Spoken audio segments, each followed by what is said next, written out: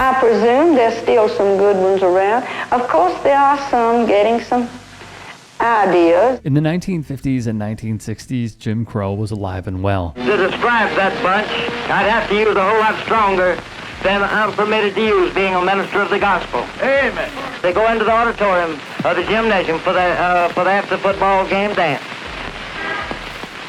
Then comes along one of the new football players, and they all go piled in there together like that you are here tonight, just like a bunch of OICs and Berkshire hogs all trying to loosen a lot together.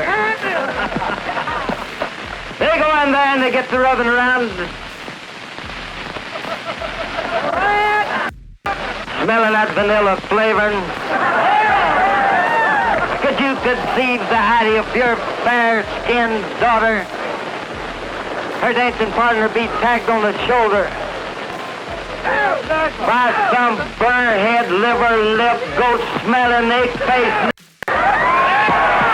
With the Triple K still strong and segregation paramount, the violation of human rights for non-white citizens occurred each and every day. Thus, the idea of a black man playing basketball at the University of North Carolina at Chapel Hill was not met with open arms. Dean Smith, Carolina Basketball Show is brought to you by First Union. That was until Dean Smith stepped on campus. It was ingrained in him at a young age to do the right thing, no matter the circumstances. He learned under the tutelage of his father, Alfred, a World War I veteran who coached football, track, basketball, and more. He's a member of the Kansas State Teachers Hall of Fame. In the 1930s, Alfred also did the unthinkable, integrating his Kansas high school. Smith witnessed the fierce pushback his pops received, but knew when he received his opportunity that the legacy must be carried on. Just as a sample, the threats obviously rolled in, including from those who controlled high school sports. There were threats of his team being dropped from the conference if they did not cut their lone black player. He persisted, Dean would say. Prior to his junior year, the Smiths would move to Topeka. Dean excelled in basketball, football, and baseball. Integration slowly crept into the school, a strong emphasis there on slowly. White hoopers were on the Trojans, while black players were on the Ramblers. Separate teams, separate cheerleaders. Oddly enough, football, track, and baseball were allowed, but basketball, city council, and swimming pools remained upheld. This bothered Dean Smith. Thus, he voiced his disapproval to Principal Ernest Bovard Buck Weaver. Only 1 year after Smith left would Weaver change the rule. An interesting nugget in this story, recall Brown versus Board of Education in the year 1954. Brown is Oliver Brown, who played on the Ramblers. Smith would play in college under the legendary Fog Allen at the University of Kansas, winning a national championship as a reserve. His time as an assistant, Kansas to the Air Force, would lead to UNC, where he landed the job. Of course, as we established previously, Chapel Hill was segregated. Smith saw this and acted immediately. He and his pastor, Bob Seymour, took a black theology student to the Pines, which was a segregated restaurant where the Tar Heels ate. Pastor Seymour would say, the manager looked through the door and saw that we were there. There was a look of consternation, but the door finally opened and we were served like everybody else. The News and Record would write, in 1997, as the restaurant seated them, a long-standing color barrier crumbled. Then there was Charlie Scott. A New Yorker, Scott originally committed to Davidson until he was denied service because of his skin color. It was their loss and UNC's gain.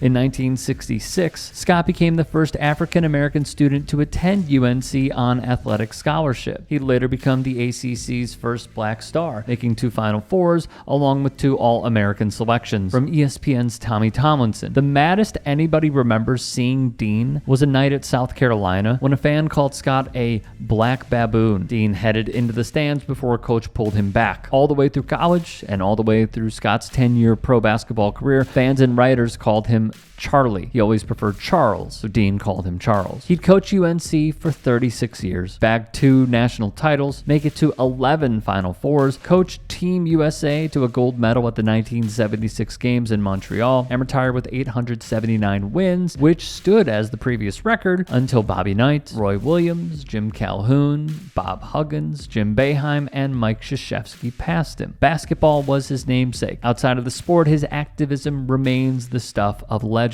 He was a leader in dismantling segregation in the state, helped an African-American graduate student purchase a home in an all-white neighborhood, and was fearless in his approach towards big issues. At a time when American men were being drafted for the Vietnam War, Smith vehemently opposed it. We have covered larger-than-life coaches such as John Thompson, RIP, and how he was one of the first to bring attention to the ACT and SAT being biased against African Americans. Smith was with him in this fight. In a state that saw Jesse Helms be a 5-term senator, Smith was an outspoken advocate for gay rights. In 1984, he did a PSA which was heard as follows. Hello, this is Coach Dean Smith. Winning the national championship was a great thrill, but there is one contest nobody wins: the international arms race. We all lose in a nuclear war, and the risk grows greater every day unless we do something about it. A majority of Americans support the bilateral nuclear freeze, but it won't happen unless you take action. Add your voice to the growing demand for a nuclear freeze. In our bloodthirsty society, Smith was an outlier. From Dave Zirin, he spoke about the system of capital punishment being, in his words, barbaric. As he once said, if it's a deterrent, as some people say,